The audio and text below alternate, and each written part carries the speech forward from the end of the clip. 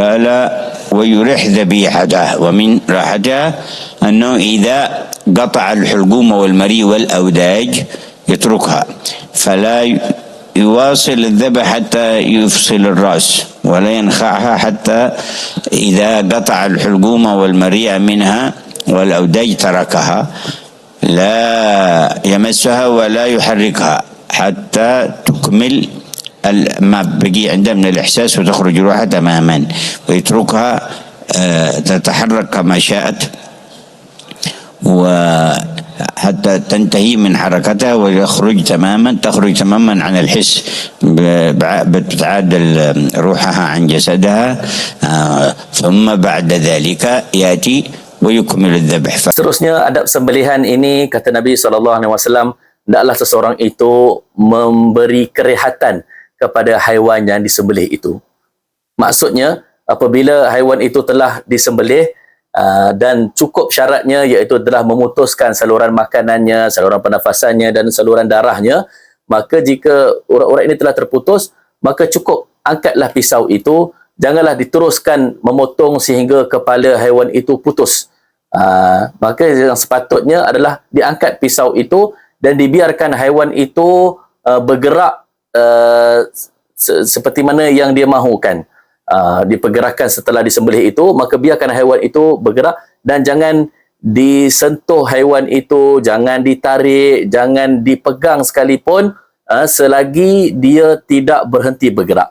Sehingga apabila roh haiwan itu telah habis kesemuanya, haiwan itu telah benar-benar mati dan tidak ada pergerakan langsung, maka ketika itu barulah kita boleh menyentuh haiwan itu, kita nak mengangkat dia dan sebagainya. Tetapi selagi haiwan itu masih bergerak setelah disembelih, jangan disentuh, jangan diangkat dan dibiarkan. Maka itulah yang dimaksudkan dalam hadis Nabi SAW. لا يقطع شيئا منها ولا يرسلخ شيئا من جلدها وهي لا تزال فيها أثر الحركة، بل يتركها تتحرك من نفسها حتى تسكن تماما، فإذا سكنت تماما يبدأ الآن عمله وشغله فيها.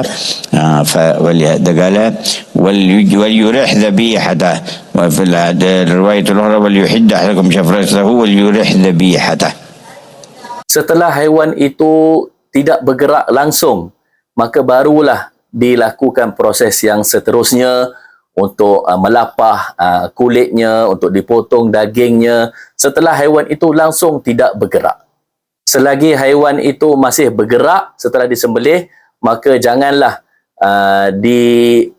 apa-apakan haiwan itu, dilapah kulitnya ataupun dipotong, hatta untuk disentuh sekalipun.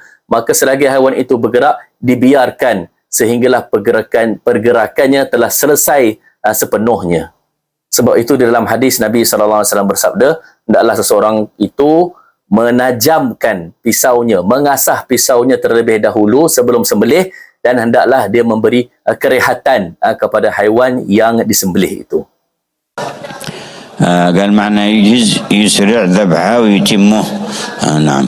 وكان عمر رضي الله عنه ينهى عن نخع الذبيحة، وهو أن يكسر قفاها من موضع الذبح قبل أن يبرد تعجيلا لسوق الروح، بل يتركها إذا قد قطع الحلقوم والمريء واللبتين. Sayyidina Umar radhiyallahu anhu melarang masyarakat daripada mematahkan tengkuk haiwan. Ada satu teknik yang pernah dilakukan oleh orang-orang dulu, iaitu apabila haiwan itu telah disembelih, maka dipatahkan tengkuk haiwan itu di tempat yang sembelih itu, supaya darah keluar dengan cepat dan supaya haiwan itu mati dengan segera. Maka Sayyidina Umar radhiyallahu anhu melarang masyarakat daripada melakukan perkara itu. Sebaliknya, yang sepatutnya dilakukan ialah haiwan itu dibiarkan mati dengan sendirinya. Setelah disembelih, maka biarkan dia mati dengan sendirinya. وكان ابن عباس رضي الله تعالى عنهما يقول مر الرسول صلى الله عليه وسلم على رجل واضع رجله على صفحة شاة وهو يحد شفرة ويتلحظ إليه ببصرها، فقال أفلا قبل هذا أتريد أن تميتها موتتين؟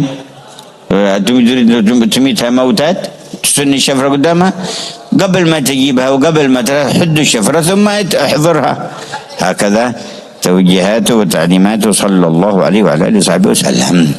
Ibnu Abbas radhiyallahu anhu menceritakan satu peristiwa. Rasulullah sallallahu alaihi wasallam sedang berjalan, tiba-tiba baginda melihat seseorang sedang bersedia untuk menyembelih kambingnya. Lelaki ini dia telah tumbangkan kambingnya dan dia telah tahan kambing ini dengan sebelah kakinya, dan sambil itu dia sedang mengasah pisau di atas kambingnya itu, diasah pisau itu di depan kambingnya. Dan kambing itu melihat pisau itu sedang diasah di hadapannya. Rasulullah sallallahu alaihi wasallam menegur lelaki ini. Baginda sallallahu alaihi wasallam bersabda, "Kenapa kamu tak asah pisau ini sebelum ini? Adakah kamu nak matikan dia sebanyak 2 kali?" Maksudnya, kenapa kamu tidak mengasah pisau sebelum datang ke tempat sembelihan itu? Mengapa pisau itu diasah di hadapan kambing itu? Adakah nak matikan dia 2 kali, iaitu adakah nak menggandakan rasa sakit kambing itu, maka itu akan menyakiti kambing itu dan haiwan yang disembelih itu. Maka sebab tu Nabi tegur, Nabi kata, adakah kamu nak dia mati sebanyak 2 kali, kata Nabi. وهكذا لاحظ بعضهم انه واحد قاعد يذم من غلاظ القلوب، قاعد عنده غنم وقاعد يجيبها وحده بعد الثانيه ويذبح منها.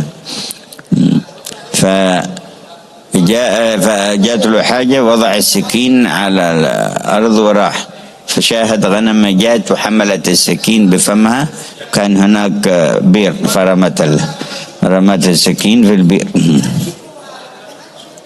جاي يدور الحق والشفرة يبغاها ما حد جاي له هذا قال اتق الله ما فيك رحمة، أنا شفت الغنم بنفسها جات ثلاثة ورمتين، انت مجنون تذبح قدام الأخريات، لا إله إلا الله.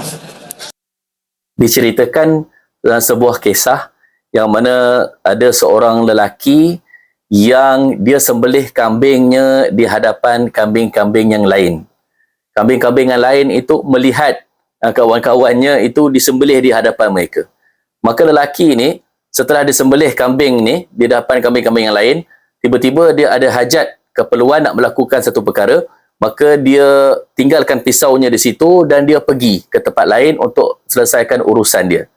Maka ada seorang lelaki lain, dia melihat kambing tadi yang melihat sembelihan itu dilakukan di hadapan mereka, dan kambing yang lain tadi yang melihat pisau itu telah ditinggalkan di situ dan tuannya itu telah pergi ke tempat lain. Maka ada kambing yang dia pergi ambil pisau itu, dia gigit pisau itu dan dia pergi ke sebuah perigi, dan kambing itu dia lepaskan pisau itu, dia campak pisau itu dalam perigi. Setelah tu lelaki tadi datang semula nak teruskan proses sembelih kambing-kambing yang lain, dia cari pisaunya tak ada. Rupa-rupanya pisaunya tadi telah diambil oleh kambing yang lain tadi, dia gigit dan dicampakkan dalam perigi. Maka ada seorang lelaki yang menyaksikan kejadian ini, dia tegur lelaki ni. Dia kata, wahai kamu, bertakwalah kamu kepada Allah. Kamu tak ada rasa rahmat ke? Kamu sembelih kambing ini di hadapan kambing-kambing yang lain, kamu tak ada rasa rahmat ke? Aku sendiri lihat kambing tadi, dia gigit pisau kamu tu dan dicampakkan dalam perigi. Maka tak sepatutnya ini berlaku. Tak sepatutnya kambing itu ataupun mana-mana haiwan disembelih di hadapan haiwan yang lain. Itu perkara yang sangat-sangat tidak sepatutnya berlaku.